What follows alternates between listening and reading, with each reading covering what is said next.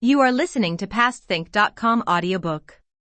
Please like and subscribe, thank you. Chapter 119. Jiang Wei plots revenge. A second abdication imitates the first, and Sima Yan becomes emperor. Zhong Hui now worries how to go about overthrowing Deng Ai. He asks Jiang Wei for his advice. Dispatch Commander Wei Guan to arrest him. If Deng Ai kills him, that's outright rebellion, and thus you'll have the excuse to march against him. But when Wen Guan is told to go and arrest Deng Ai with his own troop, they all realize that this is a plot to have Wen Guan killed in order to provide a valid excuse for Zhong Hui to attack. As a result, Wen Guan sends secret messages to Deng Ai's own officers warning them that he has been instructed to arrest Deng Ai, but if they join him he will make sure they are not arrested as well. If you do not agree, you are likely not only to die, but to see your entire clan wiped out. Only then does he set out with 2 prison wagons for Chengdu. Upon arrival, all of Deng Ai's officers take up the offer and kowtow to Wen Guan at the break of the following day. Emboldened, Wen Guan breaks into Deng Ai's quarters while he is still asleep and arrests him and his son. Almost immediately Zhong Hui and Jiang Wei arrive on the scene. They mercilessly beat Deng Ai, shouting abuse at him. But Deng Ai replies with equal venom. Once Deng Ai and son are en route as prisoners to Luoyang, Zhong Hui conscripts all Deng Ai's men into his own army. Crowing at his success and the fulfillment of his dream, he is gently chided by Jiang Wei, who points out that many in the past have thought they had risen to the top, only to find it is at that point that their fall begins. He even recommends that Zhong Hui might think about retiring, or possibly becoming a hermit on a May mountain. I'm not even 40 yet, so I've no plans to retire, replies Zhong Hui, and with the tacit encouragement of Jiang Wei he begins to have expansionist ideas. Jiang Wei even writes secretly to the second ruler encouraging him to have hopes for the restoration of the Han. But all this is cut short when a letter arrives from Sima Zhao. He announces that he is en route from Chang'an, concerned that you need more troops to help overcome Deng Ai. Zhong Hui is no fool and realizes that this is a covert way of saying Sima Zhao doesn't trust him, because he has more than enough men to take control by himself. Realizing that a crisis is brewing, Zhong Hui starts to plan to consolidate his hold on Shu, and in effect do exactly what Xuanta did in making it his base. Then Jiang Wei comes up with a new scheme. The Queen Mother has just died, so why don't you claim that just before she died she sent you a letter authorizing you to avenge the murder of the emperor by capturing Sima Zhao? This will enable you to seize the north. Zhong Hui is delighted by this idea, and invites Jiang Wei to join him, lead the vanguard, and share in the spoils. Seeming deeply touched but worried, Jiang Wei thanks him, but points out that many of the Wei officers might oppose this. I know, says Zhong Hui. Tomorrow is the end of the New Year celebrations, the 15th day of the first month, and there will be a great lantern festival. I will host a banquet and invite all the officers. Then anyone who refuses to vow obedience we will kill there and then. Jiang Wei is secretly delighted with how well his plan is going. And that is what happens. At the banquet the next day Zhong Hui suddenly starts crying. His officers ask what the matter is. He announces that he has a secret letter from the late Queen Mother.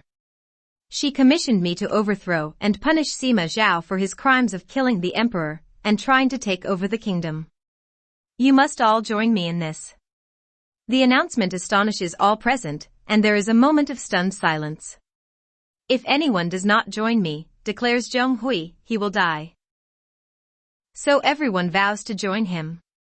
But he does not trust them, and has the entire officer group imprisoned. Jiang Wei pushes him even further. You can't trust them, you know, he says, so kill them all now. To which Zhong Hui, smiling, says, already planned. A burial pit has been dug, and there are thousands of clubs ready to beat them all to death. Now this is overheard by one of the minor officers whom he trusted so has been spared imprisonment, one Qiujian. He has served faithfully under one of the officers now imprisoned, who lie, and he sends him a warning. He in turn has a son outside the city with his own troop, and an urgent message is sent to him, asking for immediate help.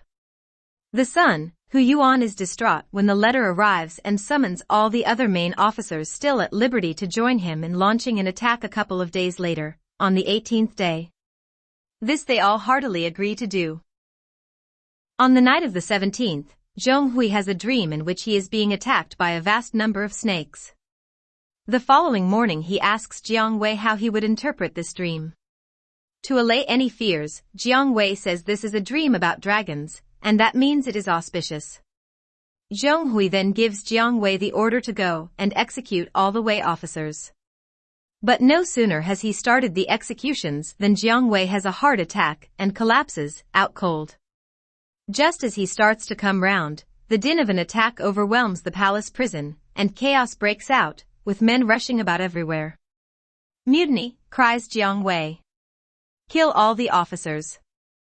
But it is too late. Soldiers burst in, fires break out, and even though Zhong Hui fights back, he is taken down with an arrow, and then his head is hacked off. Rushing out to the attack, Jiang Wei suffers another heart attack. "I've failed. So be it, this is the will of heaven." And so saying, he cuts his own throat. He is 59 years of age.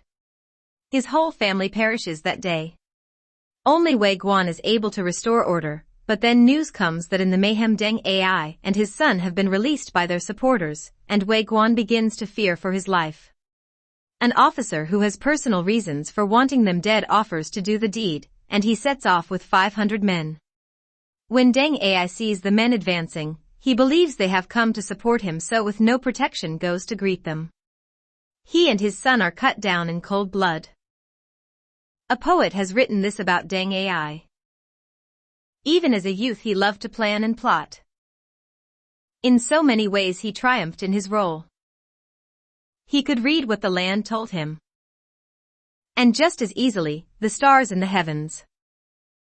Mountains split to allow his horsemen through. Rocks sundered to make a path for his men. But brutal murder destroyed all his gains. His soul drifts now over the river Han. Another poet has written about Zhong Hui. From birth he was quick-witted. As advisor he found a role at court. His strategies defeated the Simas. Another Kong Ming they said of him. His triumph was at Shouchuan. At the Jian Gate fame was his. Not for him hiding in the hills. His soul wanders, longing for rest. And another has written about Jiang Wei. Tianshui renowned as his birthplace. His home province proud of him. His ancestry back to the hero Jiang Zia, 30.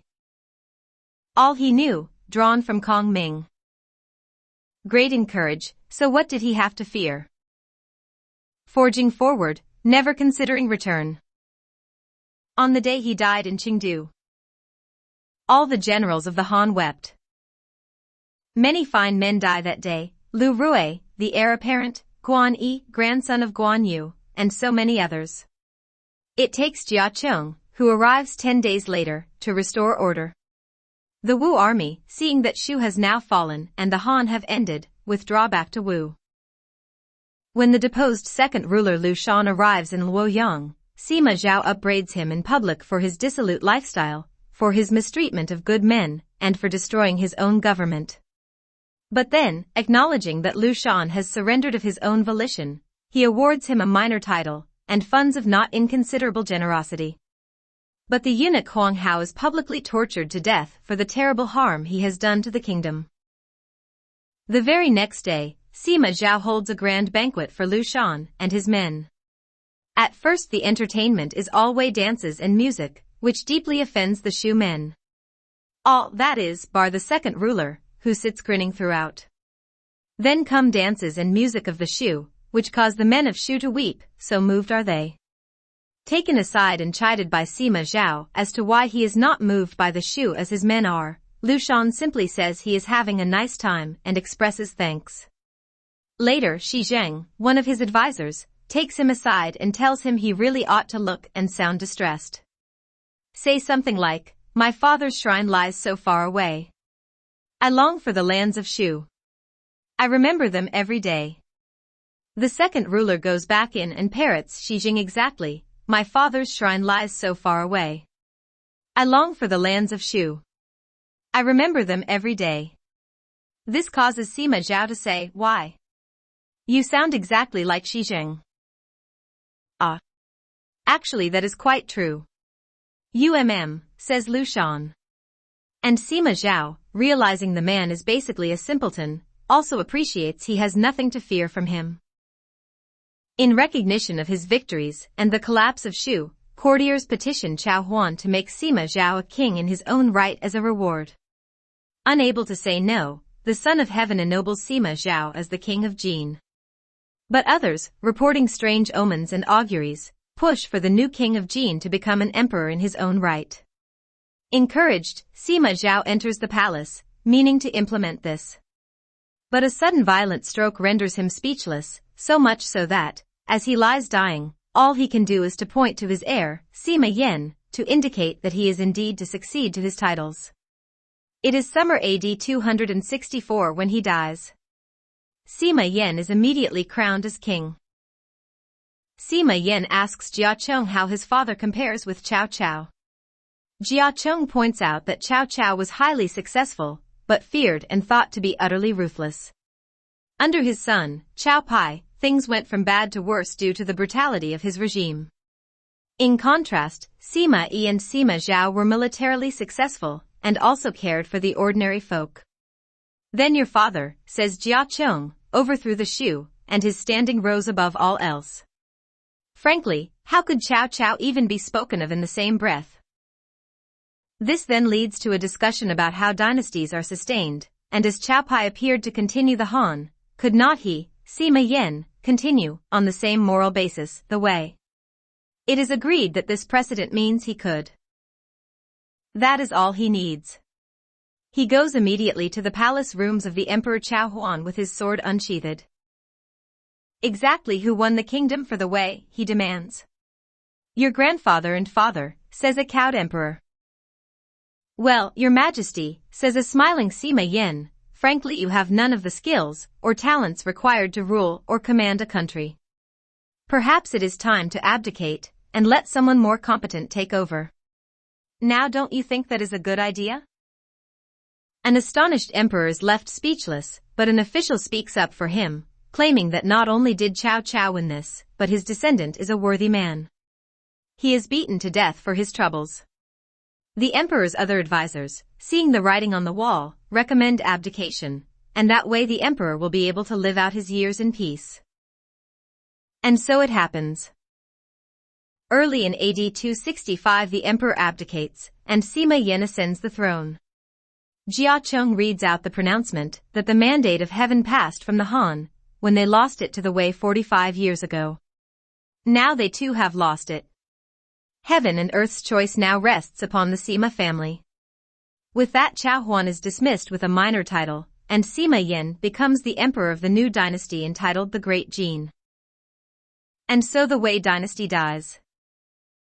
The Han are gone. The Wu's hills and rivers will soon no longer be theirs either. How did this happen? Let us find out.